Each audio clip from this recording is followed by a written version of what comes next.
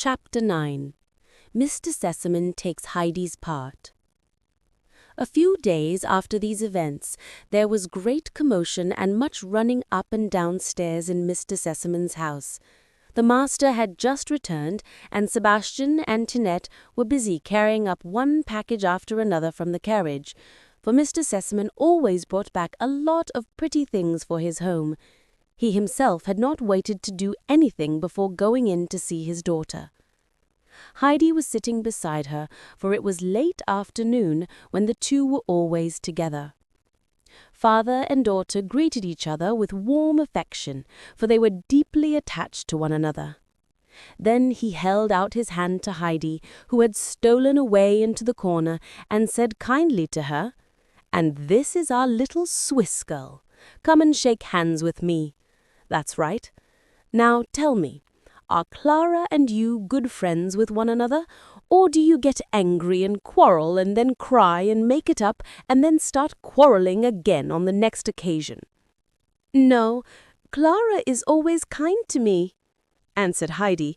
"And Heidi," put in Clara quickly, "has not once tried to quarrel." "That's all right. I am glad to hear it," said her father, as he rose from his chair. "But you must excuse me, Clara, for I have had nothing to eat all day. Afterwards I will show you all the things I have brought home with me." He found Miss Rottenmeier in the dining room, and when he had taken his place, she sat down opposite to him, looking so gloomy that he turned to her and said, "What is the matter?" "Mr. Sesemann," began the lady in a solemn voice, "we have been frightfully imposed upon." "Indeed? In what way?" asked Mr. Sesemann, as he went on calmly drinking his wine. "Well, I suppose I was getting a well-behaved and nicely brought-up little Swiss girl for Clara's companion, but I have been shockingly, disgracefully imposed upon." "But how? What is there shocking and disgraceful? I see nothing shocking in the child," remarked Mr. Sesemann quietly.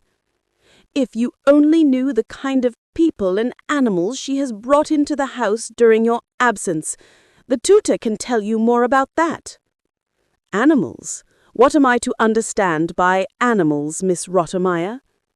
"It is past understanding. The whole behavior of the child would be past understanding if it were not that at times she is evidently not in her right mind."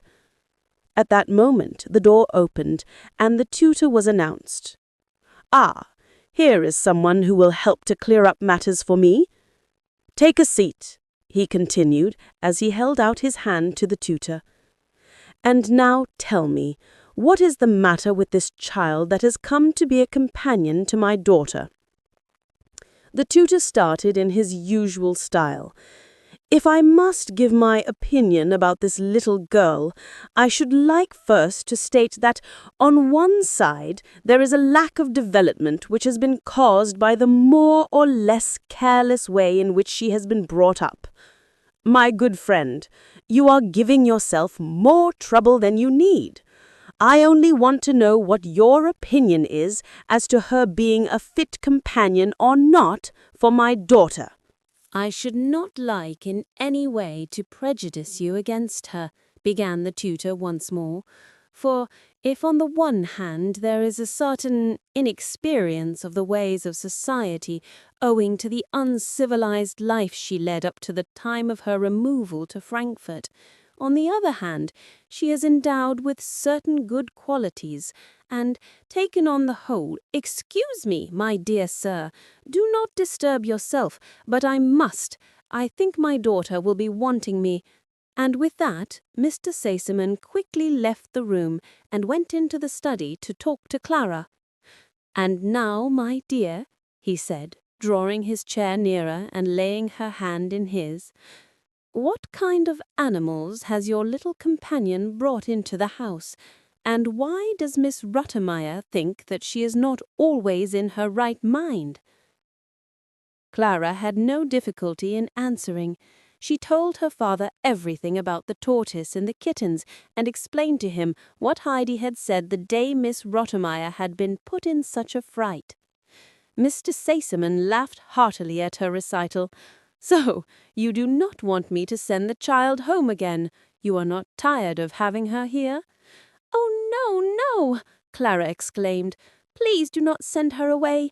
Time has passed much more quickly since Heidi has been here, for something fresh happens every day, and it used to be so dull, and she has always so much to tell me."